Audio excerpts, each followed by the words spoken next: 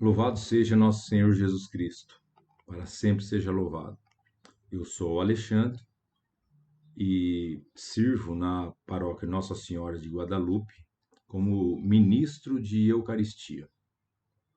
Fui convidado a participar desse desafio bíblico em comemoração ao mês da Bíblia e hoje, desafiado então ontem pelo Marlon, eu vou fazer o comentário, uma reflexão sobre o livro de Jó. O início do livro, nós notamos que Jó era um homem afortunado, formou uma grande família, com esposa e filhos. Mais adiante, a palavra mostra que os filhos de Jó tinham o hábito de se reunir em festas, um na casa do outro, né? E quando essas festas terminavam, Jó oferecia holocausto, de forma preventiva em favor dos filhos, pois poderia, né, o Jó temia que os filhos poderiam ter pecado contra Deus. As provações de Jó mostra no capítulo 1, do versículo 6 ao versículo 10. Um dia em que os filhos de Deus, né? Aqui a gente precisa entender que os filhos de Deus são os anjos, né? Se apresentaram diante do Senhor, veio também Satanás entre eles. O Senhor disse-lhe: De onde vens tu? Andei dando voltas pelo mundo, disse Satanás, e passeando por ele. O Senhor disse-lhe: Notaste o meu servo Jó? Não há outro igual a ele na terra. É um homem íntegro e reto, temente a Deus, e se mantém longe do mal. Mas o Satanás respondeu ao Senhor: É a troco de nada que Jó teme a Deus? Não cercaste, qual uma muralha, a sua pessoa e a sua casa e todos os seus bens? Abençoaste tudo quanto ele fez, e seus rebanhos cobriram toda a região. Mas estende a tua mão e toque em tudo que ele possui. Juro-te que te amaldiçoará na tua face. Pois bem, respondeu o Senhor, tudo que ele possui está em teu poder, mas não estenda a tua mão contra a sua pessoa. E Satanás saiu da presença do Senhor. Então, Deus permitiu que o adversário, o Satanás, tomasse todos os bens de Jó. E ele o fez, né? Suas criações foram roubadas ou queimadas, e os filhos e escravos foram mortos. No capítulo 1 ainda, né, do versículo 20 ao 22, Jó então se levantou, rasgou o seu manto e rapou a cabeça. Depois, caindo prostrado por terra, disse: Nu saí do ventre da minha mãe, e nu voltarei. O Senhor deu, o Senhor tirou. Bendito seja o nome do Senhor. Novamente, os anjos se apresentaram ao Senhor e junto deles o adversário Satanás. E Deus lembra a Satanás o quanto Jó é fiel a Deus, honesto e reto, temente a Deus, mesmo sofrendo com as tragédias acontecidas, continua firme na fé. Então Satanás diz ao Todo-Poderoso que se for tirada a saúde de Jó, ele passaria a blasfemar contra Deus. Deus então permite que Satanás invista contra Jó, mas que poupe a sua vida. Então Jó, agora enfermo, pôs a se coçar sobre um monte de cinzas, e sua esposa, já incrédula com a situação, sugere que Jó amaldiçoe a Deus e morra. Mas Jó a repreende. Falas, respondeu-lhe ele, como uma insensata. Se aceitamos de Deus as felicidades, não deveríamos também aceitar a infelicidade? em tudo isso, Jó não pecou por palavras. Com essa passagem, né, nós entendemos que tudo que temos não é nosso, né? Tudo que temos entre bens e filhos, né, tudo pertence a Deus. Ele nos deu e quando ele bem entender, ele vai pegar de volta. E nós não temos o direito de questionar a vontade de Deus. A história ainda nos traz novos personagens, né? Que são os amigos de Jó. Esses amigos, de nome Elifaz de Temã, Bildade de Suás e Sofar de Naamate, que ficaram sabendo dos infortúnios de Jó e combinaram de juntos ir consolá-lo. Ficaram sentados por 7 dias e 7 noites em sofrimento. Depois desse sofrimento em silêncio junto com os amigos, Jó amaldiçoa o dia em que nasceu. No capítulo 3, então, do versículo 3 ao 4, a gente nota essa fala. Pereça o dia em que nasci, e a noite que foi dito, nasceu um menino, que esse dia se torne em trevas, que Deus, lá do alto, não se incomode com ele, que a luz não brilhe sobre ele. Ele claramente se coloca como sendo o último dos seres e começa a questionar tudo, ainda no capítulo 3. Por que não morria ainda no seio materno? Ou perecia ao sair das entranhas? Por que 2 joelhos me acolheram e 2 seios me amamentaram? E então esses amigos se revezam em argumentar com Jó sobre tudo de ruim que está acontecendo com ele. Elifaz, um dos amigos, né, chama a atenção de Jó para que ele aceite a sua situação, pois deve ter cometido algum pecado e foi castigado por Deus segundo os seus pecados. Bildade, né, comenta que o mal que vem passando pode ser pecado dos filhos ou de algum antepassado de Jó. Né? Essa preocupação do pecado dos filhos era uma preocupação que Jó já demonstrava, né, com os filhos, que Jó oferecia holocausto, né, em razão das festas que os filhos faziam, ele oferecia o holocausto em prevenção a um possível pecado que os filhos poderiam ter cometido. E recomenda, né, o amigo Bildade ainda recomenda que Jó peça perdão a Deus para que Deus restaure a sua vida. Um terceiro amigo de Jó, Sofar, pede para Jó não ficar questionando as decisões de Deus e que recomece a sua vida com fé em Deus e longe de qualquer pecado. Jó, em resposta aos amigos, rebate as suposições deles, né? E afirma que não é pecador, que não cometeu injustiça alguma e suplica a Deus que mostre as faltas que cometeu e o perdoe.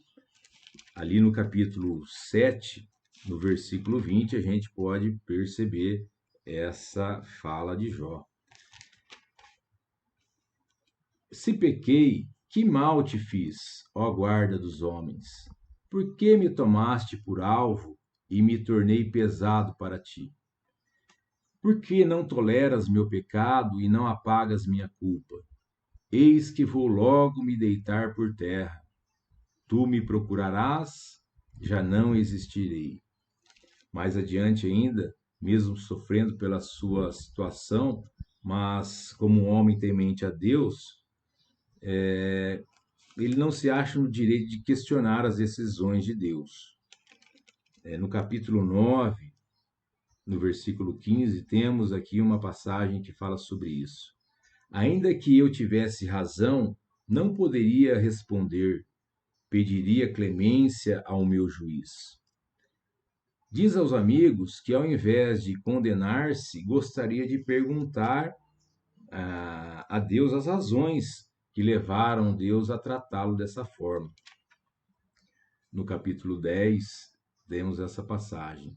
Em lugar de me condenar, direi a Deus: Mostra-me por que razão me tratas assim.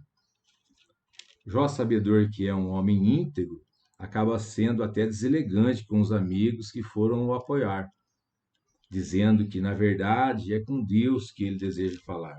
Não é com os amigos, né, que ele deseja falar, ele quer falar direto com Deus. E ali no capítulo 13, no versículo 3, nós temos essa passagem. Mas é com o Todo-Poderoso que eu desejaria falar. Com Deus é que eu desejaria discutir. E Jó então começa a falar com Deus. Poupa-me apenas duas coisas, ó Deus, e não me esconderei de tua face. Afasta de mim a tua mão e põe um termo ao medo de teus terrores. Chama por mim e eu te responderei, ou então falarei eu, e tu terás a réplica. Quantas faltas e pecados cometi eu? Dá-me a conhecer minhas faltas e minhas ofensas. Por que escondes de mim a tua face? E por que me consideras como um inimigo? Queres então assustar uma folha carregada pelo vento? Ou perseguir uma palha seca? Pois queres ditar contra mim sentenças amargas? E queres que me sejam imputadas as faltas de minha mocidade? Podemos imaginar que Jó sofreu muito nesse período, né? Podemos até dizer que Jó conheceu o inferno em vida e, de fato, viveu, né, esse inferno, pois esse sofrimento, né, que Jó teve de perder os filhos, né, e todos os seus bens, por obra de Satanás, né, com a permissão de Deus. É um sofrimento terrível, né? Depois dos amigos, né, desses três amigos de Jó, Elifaz, Bildade e Sofar, surge um outro personagem na história de Jó. É Eliú, um jovem que ficou ali observando e escutando todas as argumentações dos amigos de Jó. Percebendo que os amigos não tinham mais argumentos, Eliú resolveu argumentar com Jó também. Eliú seguiu a linha dos amigos, dizendo que Jó era merecedor de seu sofrimento. Mas Jó o rebate e reafirma que é um homem íntegro, né? Um homem reto, e rebate todas as acusações deles, né? No capítulo 34, a gente pode observar isso. Jó disse: Eu sou inocente, mas Deus recusa fazer-me justiça. A despeito de meu direito, passo por mentiroso. Minha ferida é incurável, sem que eu tenha pecado. Jó faz uma reflexão sobre duas qualidades que devemos ter na nossa vida: a sabedoria e a inteligência, definindo-as como as maiores riquezas que o ser humano pode ter na vida, maior que qualquer tesouro na face da terra. A sabedoria é o temor a Deus, o temor no sentido de respeito, de reverência, de admiração e de obediência a Deus. E a inteligência para fugir do mal, escapar das armadilhas do pecado, ou seja, usando a inteligência, nós estaremos respeitando e agradando a Deus. Estaremos, portanto, sendo tementes a Deus. A inteligência, então, nos faz, né, com que a gente se afaste do mal, e nos afastando do mal, estaremos fazendo a vontade de Deus, né? E depois de tanto falar com Deus e não sentir a sua presença, Deus se dirige a Jó de forma dura, o repreende de modo como se perguntasse: quem és tu para não agradar com o que Deus o oferece? No capítulo 38, em alguns versículos, a gente pode notar isso. Quem é este que obscurece a providência com discurso sem sentido? Algum dia na vida deste ordens amanhã, ou indicaste a aurora o seu lugar? Então Deus pede que Jó se manifeste. E Jó se manifesta no capítulo 39, do versículo 33. Jó responde nesses termos ao Senhor: Leviano como sou, que posso responder-te? Ponho a minha mão sobre a boca. Falei uma vez e não repetirei, 2 vezes e nada acrescentarei. Deus fala novamente com Jó, capítulo 40. Cinge os teus rins como um valente. Vou interrogar-te e tu me responderás. Queres reduzir a minha justiça e condenar-me antes de ter razão? Acaso tens um braço semelhante ao de Deus e uma voz troante como a dele? E Jó responde a Deus no capítulo 42.